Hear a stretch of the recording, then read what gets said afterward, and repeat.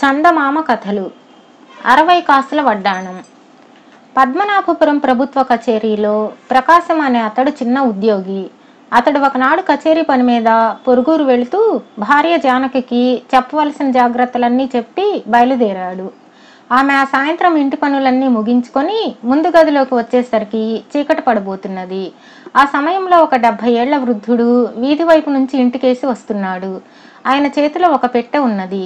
బాడుగు బండి వాడొకడు పెద్దగా బండి పట్నం దాకా మాట్లాడుకుని ఇక్కడే దిగిపోతే ఎలా అని గట్టిగా అరుస్తున్నాడు.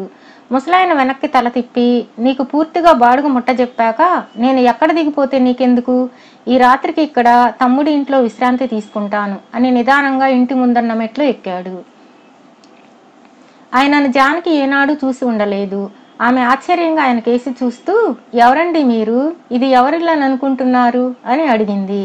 చెబుతాను, ముందు ఇన్ని మంచినీళ్లు తెచ్చిపెట్టు తల్లి అన్నాడు ముసలాయన దాపులోనున్న పడక కుర్చీలో కూర్చుంటూ. జానకి ఒక కంచు చెమ్ము నిండుగా నీళ్లు తెచ్చి ఇచ్చింది. ముసలాయన నీళ్లు తాగి, ఇది ఎవరిల్లో నాకు తెలియదు, ఈ రాత్రికి ఆశ్రయం ఇస్తే తెల్లవారి మా ఊరు వెళ్ళిపోతాను అన్నాడు. ఇది విని జానకి ముసలాయన్ని పరీక్షగా చూసింది. ఆయన ప్రమాదకరమైన మనిషిలా కనిపించలేదు. ఆమె కాస్త తటపటాయిస్తూ, ఆశ్రయం ఇవ్వడానికి అభ్యంతరం లేదు బాబుగారు, చూడబోతే మీరేదో కంగారులో ఉన్నట్టున్నారు అన్నది. అవునమ్మా, కంగారుకు భయముకు కారణం ఇది అంటూ ముసలాయన పక్కన పెట్టుకున్న పెట్టె మూత తీసి చూపించాడు. పెట్టె నిండా బంగారు నగలు, వాటిలో పెద్ద వడ్డాణం కూడా ఒకటి ఉన్నది. ముసలాయన వడ్డాణాన్ని బయటకు తీసి జానకితో, దీని బరువెంతో తెలుసా అమ్మా, 60 కాసులు అంటూ దాన్ని పెట్టెలో పెట్టేశాడు. అంతా ఆశ్చర్యంగా చూస్తున్న జానకితో ముసలాయన ఇలా చెప్పాడు. ఆయన పేరు నీలకంఠం, పెద్ద భూస్వామి. ఆయన 3 కొడుకులకు పెళ్లిళ్ళు అయ్యాయి. వాళ్లకు వ్యవసాయం అంటే రోత, వ్యాపారం అంటే మోజు.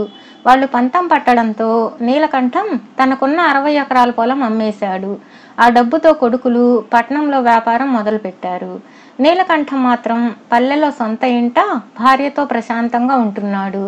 6 నెలల క్రితం హఠాత్తుగా ఆమె పోయింది. కొడుకులు నీలకంఠాన్ని పట్నం తీసుకుపోయారు. పల్లెలో ఉన్న ఇంటిని అమ్మేశారు. ఆఖరిసారిగా ఆయన పల్లెకు పోయి భార్య నగలతో తిరిగి వస్తున్నాడు. అయితే బండివాడి ప్రవర్తన ఆయనకు అనుమానం కలిగించింది. సాయంత్రానికల్లా పట్నం చేరవలసిన బండి నత్తనడకలు నడుస్తూ చీకటి పడే వేళకు ఈ ఊరు చేరింది. అంత బంగారంతో చీకటి వేళ ప్రయాణం చేయడం ఇష్టం లేక బంధువు ఉన్నాడన్న నెపంతో బండి దిగిపోయాడు నీలకంఠం.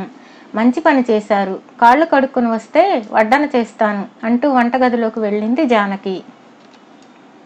భోజనాలయ్యాక మాటల సందర్భంలో నీలకంఠం, తెల్లవారి పట్నం చేరగానే నాకు ఒక సమస్య ఎదురు కాబోతున్నది జానకి అన్నాడు. ఏమిటి బాబాయ్ అది, కుతూహలంగా అడిగింది జానకి. నా దగ్గర మొత్తం 100 కాసుల బంగారం ఉన్నది. అందులో ఈ వడ్డాణమే 60 కాసులది.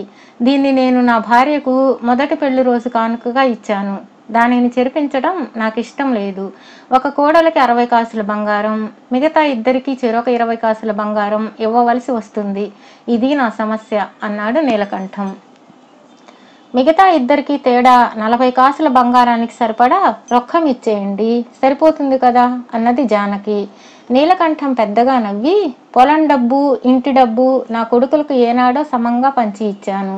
ఇప్పుడు నా దగ్గర మిగిలింది ఈ బంగారం మాత్రమే. ఇది పనిచేసి హాయిగా కొడుకుల దగ్గర ఏ చీకు చింత లేకుండా శేష జీవితం గడిపేస్తాను అన్నాడు. జానకి కాసేపు ఆలోచించి, అయితే ఆ వడ్డాణం మిమ్మల్ని ఎక్కువగా ప్రేమగా చూసే కోడలకు ఇవ్వండి అన్నది చిన్నగా నవ్వుతూ. నా 3 కోడళ్ళు నన్నెంతో గౌరవంగా ప్రేమగా చూస్తారు. అందువల్లనే వడ్డాణం వారిలో ఎవరికి ఇవ్వాలో తేల్చుకోలేకపోతున్నాను అన్నాడు నీలకంఠం.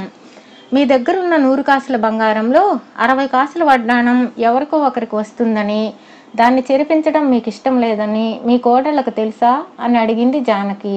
తెలుసు, నేను బంగారం తీసుకురావడానికే ఊరికి ప్రయాణం అయ్యానని కూడా తెలుసు అన్నాడు నీలకంఠం.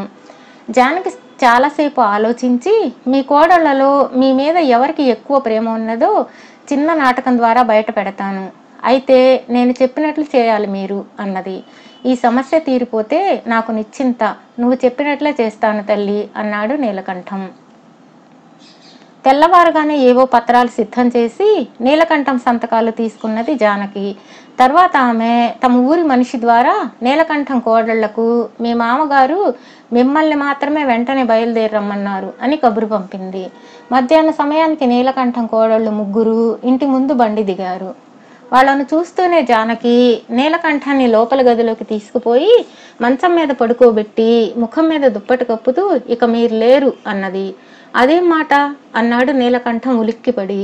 మీరు కాసేపు చచ్చిపోయినట్లు కళ్ళు మూసుకుని పడుకోండి, మీ కోడళ్ల ప్రేమకు ఇది పరీక్షా సమయం అన్నది జానకి. తర్వాత ఆమె అంతకు ముందు రాసి ఉంచిన పత్రాలు తీసుకుని ముందు గదిలోకి వెళ్ళింది. ఆమెను చూస్తూనే నీలకంఠం కోడళ్ళు మీరెవరు, నిన్ననే ఇంటికి రావాల్సిన మా మామగారు ఇక్కడ ఆగిపోయారెందుకు అంటూ లోపలికి వచ్చారు. జానకి ఆ ముగ్గురి ముఖాలకేసి ఒకసారి పరీక్షగా చూసి మా ఆయన ప్రభుత్వ కచేరీలో న్యాయవాది, నీలకంఠం గారు ఆయనతో సంప్రదించి తన వద్ద ఉన్న బంగారాన్ని నగరంలోని వృద్ధుల ఆశ్రమానికి విరాళంగా ఇచ్చారు. ఆ పని మీదే మీ మామగారు ఇక్కడికి వచ్చారు అన్నది పత్రాలను వాళ్లకు చూపుతూ. కోడళ్ళు ముగ్గురు వెలవెలపోతూ అసలు ఆయన ఏరి, ఎందుకు మాకు ఇలా అన్యాయం చేశారు అన్నారు. ఆయన లోపల గదిలో ఉన్నారు, అయితే మీ ప్రశ్నకు జవాబు చెప్పలేరు. ఈ తెల్లవారుజామున హఠాత్తుగా కన్ను మూశారు అన్నది జానకి ఏమాత్రం తొణక్కుండా. అలాగా అంటూ నీలకంఠం పెద్ద కోడలు మెటికలు విరిచి ముసలి వెధవకు 3 పూటలా వేడివేడిగా వండి వడ్డించాను, పస్తులుంచి చంపినా పీడా పోయేది అన్నది. నిద్ర కూడా మానుకొని వైద్యుడు చెప్పిన మందులు శ్రద్ధగా ఇచ్చాను.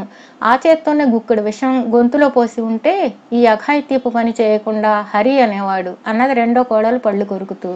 కంఠం నొప్పి పుట్టేదాకా గట్టిగా పురాణాలు చదివి వినిపించేదాన్ని, చేతులు చచ్చుపడేలా విసన కర్రతో విసిరేదాన్ని, అంతకన్నా దుడ్డు కర్రతో నెత్తి మీద గట్టిగా బాది ఉంటే పీడా పోయేది అన్నది మూడో కోడలు ఉక్రోషంగా.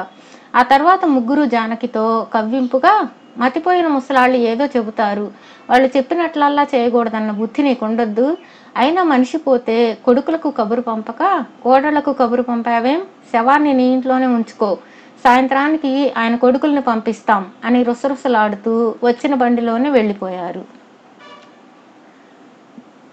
కోడళ్ల మాటలన్నీ విన్న నీలకంఠం కొంతసేపు తన చెవులను తానే నమ్మలేకపోయాడు. కోడళ్ళ అసలు స్వరూపం తెలుసుకున్న ఆయనకు దుఃఖం పొంగుకు వచ్చింది. జానకి నీలకంఠం భుజం మీద అభిమానంగా చెయ్యి వేసి, చూశారా బాబాయ్, మనుషులు ఎలా ఉంటారో, అందువల్లనే ప్రతి వాళ్ళు తమకు చేతనైనంతలో పోయేదాకా తమకు సరిపడా డబ్బు దగ్గర ఉంచుకోవాలి. మీ కోడళ్ళు ఎవరికి వారు 60 కాసులు వడ్డాణం సొంతం చేసుకోవాలని మీ మీద ఎక్కడ లేని ప్రేమ వలకపోశారు.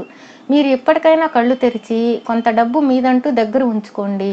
మా నాన్న మీలాగే కొడుకుల్ని నమ్మి ఉన్నదంతా ఇచ్చేశాడు.